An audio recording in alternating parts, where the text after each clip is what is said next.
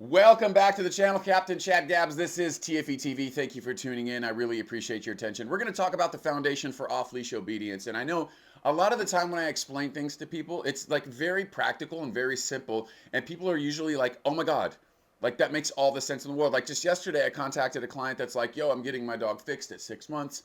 And I went into a full thing with her about why she should potentially wait until the dog is a year, talking about hormones and how they can affect the dog's overall growth, development, so on and so forth. A video for another time. Subscribe to the channel if you want to catch that video. Ring the bell so that you don't miss any videos in the future. And, like this video too while you're at it in the event that this video helps at all. But I want to give you a little bit of a preface and a little bit of understanding about my number one thing always is safety. And what I'm about to show you could be potentially dangerous in the event that you don't have your head on a swivel in the way that you absolutely have to.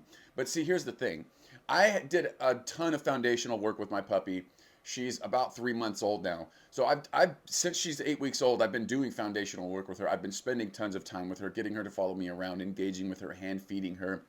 And so going into this new environment, I already had the knowledge that she was basically just going to stick by me and not really veer off too far. Number one, we've done the foundational work, and number two, puppies have the tendency to just follow their person, right? It's like I call it the puppy pack drive. Like they just naturally want to stay close to somebody, something that's familiar, right? So that's safety. That's like understanding. That's understanding the game a little bit before entering an environment of which you're about to see right now, and that's extremely important. Because if you don't understand your environment in a relatively potentially uncontrolled situation where we have a little puppy off leash in public, okay? Now, listen, I'm not telling you to go do this because a lot of people are a little afraid to bring their puppies into public because they'll get sick. And maybe perhaps that's happened before, but I actually don't live in fear. I don't live in fear. I don't manifest that shit. And I'm certainly not interested in wasting the opportunity to set this foundation at this point in time in my dog's life because I understand the importance of it, and I refuse to miss out on that opportunity to live in fear. Just like I never really fucked with the whole mask thing and all that stuff. Like, dude, if I get it, I get it, and if I die, I die. Like, I'm not gonna live. I'm not gonna let these people, you know, I'm not gonna let them like scare me into fucking living how I want to live. I really don't care. I'm gonna live how I want to live.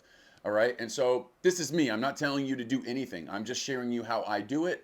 And you can make your own educated choice. I'm looking into the camera. I'm really trying to look into the camera and not look at myself more so that it's like I'm actually talking to you. The opportunity to set this foundation means if you don't ever take your little dog off the leash, all right, if you don't take them off the leash in a public setting or go on a high, like they don't know what it's like to be off of the leash.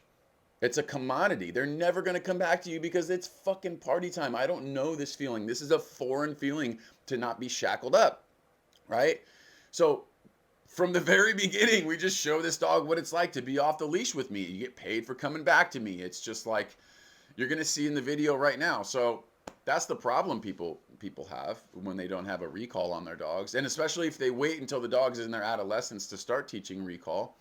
Like that process is, I mean, it depending on the dog, like it could take a good minute. Like my program for that is like 6 weeks for adult dogs. Like give me 6 weeks and I'll get a pretty good start going for you. Like, so that's pretty much it. I mean, it's a pretty basic and simple concept, and you're probably like, oh yeah, dude, that fucking makes sense. Yeah, I know it makes sense. That's why you should subscribe to my channel because I know what the fuck I'm talking about. All right? Cut to the video. So I like to start it off by doing some obedience shaping, really get the dog engaged with me. Engagement is everything. Engagement 101 right here. You're going to see me shape her into a heel probably. I might even frickin' put her in a, I tried to spin her there, but I dropped my food. Anyway, she comes back. I'll put her in a center. Boom, into a heel, into a down, to a stand. Okay? Now this is me. I'm checking this motherfucker out, boy. I know what's happening around me. And, you know what I mean? I know where she is. I don't necessarily need to keep my eyes on her 100% because I know she's not going to stray too far from me. And here in a second, you're going to see what happens when she does kind of lose attention. But then, oh, where's my daddy? Oh, he's here? Oh, I get paid when I come back to him? Sure do.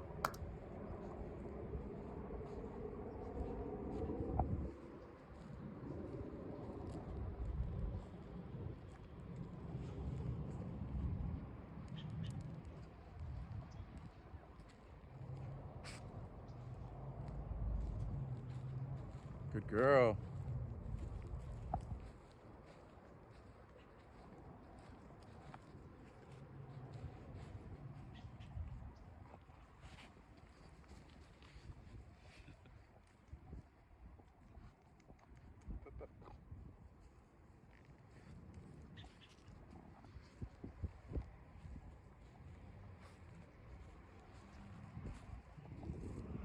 Yes.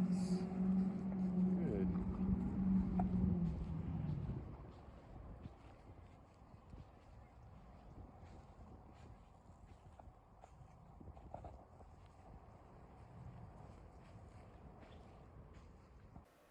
Okay, one last thing before I let you go. As I watch the video back, I just see the value in getting her in this environment to show her that even with squirrels, you heard the squirrels going, wee, wee, wee, wee, and there's people that you can't see. There's a lot of shit happening that she's getting eyes on, that she's conscious of, right? But guess what? What's the more important thing? What's the thing that she would prefer to be around?